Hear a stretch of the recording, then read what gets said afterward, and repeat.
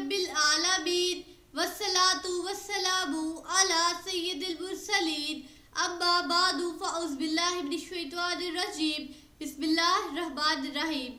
ہماری کسی بھی ویڈیو میں کوئی بھی ایک لفظ بھی آپ ایسا نہ پائیں گے جو اللہ تعالیٰ کے حکم اور اس کے نبی اکرم صلی اللہ علیہ وآلہ وسلم کی تعلیمات سے ہٹ کر ہو۔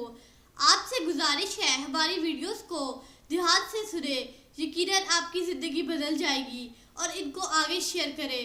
ہو سکتا ہے یہ عمل آپ کی اور ہماری نجات کا سبب بنے۔ بسم اللہ الرحمن الرحیم۔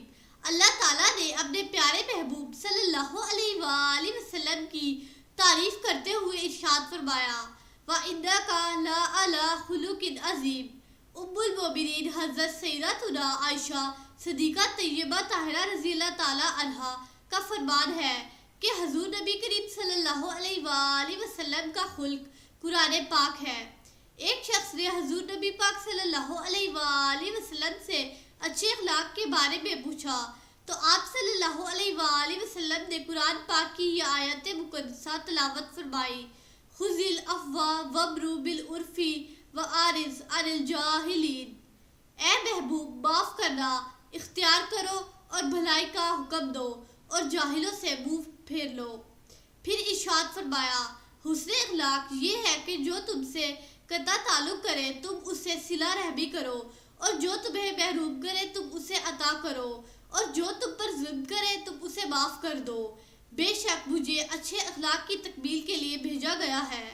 بروز قیامت میزان عمل میں جو سب سے وزنی چیز رکھی جائے گی وہ تقویٰ اور حسن اخلاق ہے۔ ایک شخص نے بارگاہ رسالت صلی اللہ علیہ وآلہ وسلم میں عرض کی، یا رسول اللہ صلی اللہ علیہ وآلہ وسلم، نحوست کیا ہے؟ تو آپ صلی اللہ علیہ وآلہ وسلم نے فرمایا، سوء الخلق یعنی بد اخلاقی۔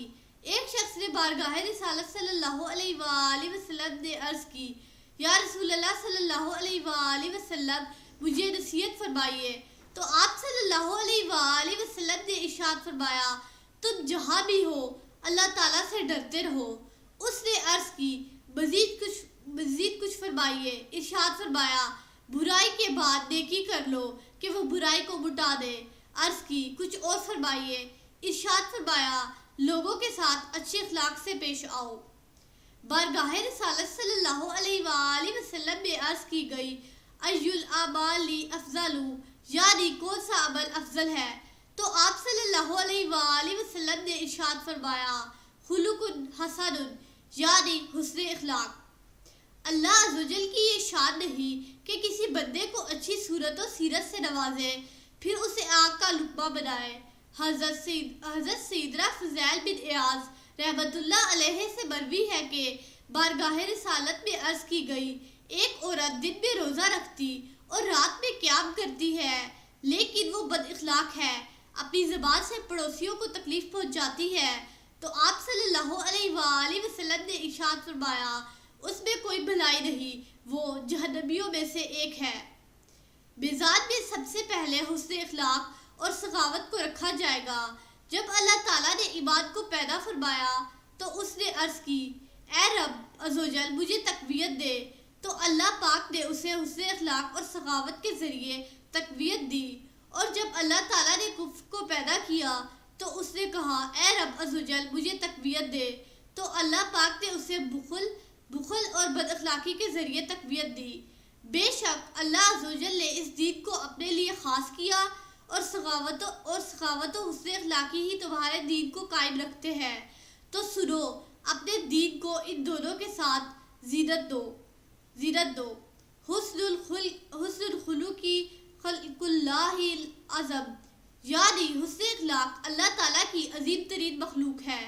بارگاہ رسالت صلی اللہ علیہ وآلہ وسلم میں عرض کی گئی، یا رسول اللہ خاتم النبیین صلی اللہ علیہ وآلہ وسلم، ای المؤمنین افضل ایمانا، یعنی با اعتبار ایمان سب سے افضل مومن کون ہے؟ تو حضرت محمد صلی اللہ علیہ وآلہ وسلم نے ارشاد فرمایا، احسنہم خلقا، یعنی جس کے اخلاق سب سے زیادہ اچھے ہیں۔ تم لوگوں کو اپنے اموال سے خوش نہیں کر سکتے، البتہ اپنی خندہ پیشانی اور خوش اور خوش اخلاقی سے انہیں خوش کرو۔ بد اخلاقی عمل کو اس طرح خراب کر دیتی ہے جس طرح سرکہ شہد کو خراب کر دیتا ہے۔ حضرت سیدنا جریر بن عبداللہ رضی اللہ تعالیٰ عنہ بیان کرتے ہیں کہ نور کے پیکر تمام نبیوں کے سرور صلی اللہ علیہ وآلہ وسلم نے مجھ سے ارشاد فرمایا، اللہ عز و جل نے تمہاری صورت کو اچھا بنایا تو اپنے اخلاق کو بھی اچھا رکھو۔ حضرت سیدنا برا بن عازب رضی اللہ تعالیٰ عنہ سے مروی ہے کہ رسول خدا خاتم النبیین صلی اللہ علیہ وآلہ وسلم سب سے زیادہ حسین اور سب سے بڑھ کر حسن اخلاق کے مالک تھے۔ حضرت سیدنا ابو مسعود بدری رضی اللہ تعالیٰ عنہ سے مروی ہے کہ حضرت محمد صلی اللہ علیہ وآلہ وسلم یوں دعا کیا کرتے، اللہم حسنت خلقی فحسن خلقی، یعنی اے اللہ پاک تو نے میری صورت اچھی بنائی ہے بس میرے اخلاق کو بھی اچھا کر دے۔ حضرت سیدنا عبداللہ بن عمرو رضی اللہ تعالیٰ عنہ سے روایت ہے کہ رسول خدا خاتم النبیین صلی اللہ علیہ وآلہ وسلم اکثر یہ دعا مانگا کرتے تھے، اللہم انی اسألک الصحۃ والعافیۃ وحسن الخلق، یعنی اے اللہ پاک میں تجھ سے صحت، عافیت اور اچھے اخلاق کا سوال کرتا ہوں۔ مومن کی عزت اس کا دین ہے، اس کی شرافت اس کا حسن اخلاق ہے اور اس کی مروت اس کی عقل ہے۔ حضرت سیدنا اسامہ بن شریک رضی اللہ تعالیٰ عنہ سے مروی ہے کہ بعض دیہاتی لوگوں نے بارگاہ رسالت صلی اللہ علیہ وآلہ وسلم میں حاضر ہو کر عرض کی، بندے کو جو کچھ عطا کیا گیا ہے اس میں سب سے بہتر کیا چیز ہے؟ تو آپ صلی اللہ علیہ وآلہ وسلم نے فرمایا، حسن اخلاق۔ حسن اخلاق، بروز قیامت تم میں سے مجھے زیادہ محبوب اور میری مجلس میں زیادہ قریب اچھے اخلاق والے ہوں گے۔ جس شخص میں تین یا ان میں سے کوئی بات نہ ہو اس کے عمل کو کچھ بھی شمار نہ کرو۔ تقویٰ جو اسے اللہ تعالیٰ کی نافرمانی سے روکے، تحمل جس کے ذریعے وہ خود کو بے وقوف سے دور کرے، اچھے اخلاق جن کے ذریعے لوگوں میں زندگی گزارے۔ رسول اکرم شاہ بنی آدم صلی اللہ علیہ وآلہ وسلم نماز کے شروع میں یوں دعا مانگا کرتے، مجھے اچھے اخلاق پر ثابت قدمی عطا فرما کہ تو ہی اچھے اخلاق کی طرف رہنمائی فرمانے والا ہے، اور مجھ سے برے اخلاق دور رکھ کہ تو ہی ان کو مجھ سے دور رکھنے والا ہے۔ بے شک حسن اخلاق خطاؤں کو اس طرح مٹا دیتا ہے جس طرح سورج کی حرارت برف کو پگھلا دیتی ہے۔ حسن اخلاق بندے کی سعادت مندی میں سے ہے، برکت حسن اخلاق میں ہی ہے۔ حضور نبی پاک صلی اللہ علیہ وآلہ وسلم نے حضرت سیدنا ابو ذر رضی اللہ تعالیٰ عنہ سے ارشاد فرمایا، اے ابو ذر، تدبیر جیسی کوئی عقل نہیں اور اچھے اخلاق جیسا کوئی نسب نہیں۔ ام المومنین حضرت سیدتنا ام حبیبہ رضی اللہ تعالیٰ عنہا نے حضور نبی رحمت شفیع امت صلی اللہ علیہ وآلہ وسلم سے پوچھا کہ دنیا میں ایک عورت کے دو خاوند ہو، یعنی ایک کے انتقال کے بعد وہ دوسرے سے نکاح کرے، پھر وہ عورت فوت ہو جائے اور اس کے دونوں خاوند بھی فوت ہو جائے اور وہ سب جنت میں چلے جائے تو وہ عورت کس کے پاس رہے گی؟ ارشاد فرمایا، دنیا میں جو اس کے ساتھ زیادہ حسن اخلاق سے پیش آتا رہا ہو۔ اے ام حبیبہ، حسن اخلاق نے دنیا و آخرت کی بھلائی کو حاصل کر لیا ہے۔ بے شک توفیق یافتہ مومن حسن اخلاق اور اچھی طبیعت کی وجہ سے دن میں روزہ رکھنے اور رات کو عبادت کرنے والے کے درجے کو پا لیتا ہے۔ حسن اخلاق والا دوپہر کے وقت سخت پیاس برداشت کرنے والے روزے دار کے درجے کو پا لیتا ہے۔ حضرت سیدنا عبد الرحمن بن سمورہ رضی اللہ تعالیٰ عنہ فرماتے ہیں، ہم بارگاہ رسالت صلی اللہ علیہ وآلہ وسلم میں حاضر تھے کہ حضرت محمد صلی اللہ علیہ وآلہ وسلم نے ارشاد فرمایا، میں نے گزشتہ رات ایک عجیب بات دیکھی۔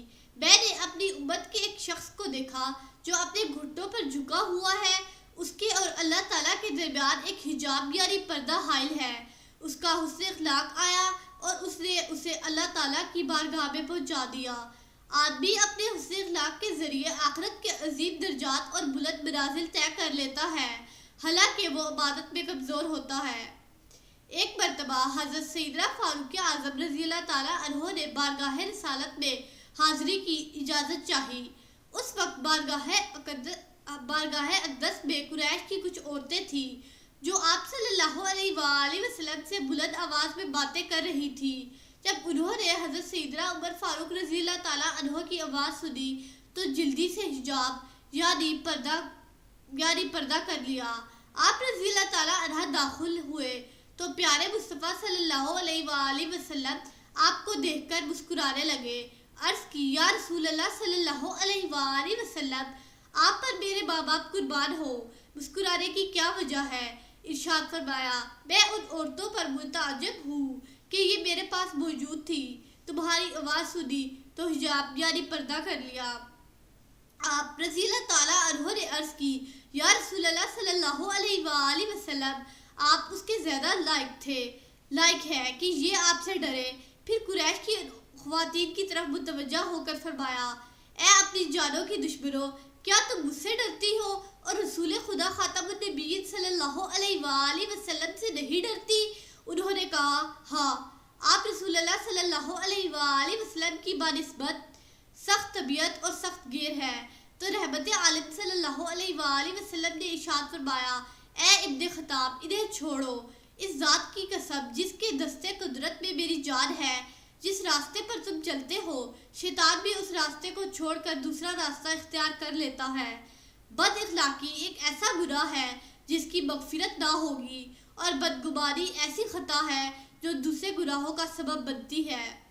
इंसान अपने बुरे अखलाक के सबब जहन्नुम के सबसे निचले तबके में पहुँच जाता है। हज़रत सैयदना लुक़मान हकीम रहमतुल्लाह अलैहि के साहबजादे ने उनसे अर्ज़ की, ए वालिद मोहतरम, इंसान की कौन सी खसलत अच्छी है?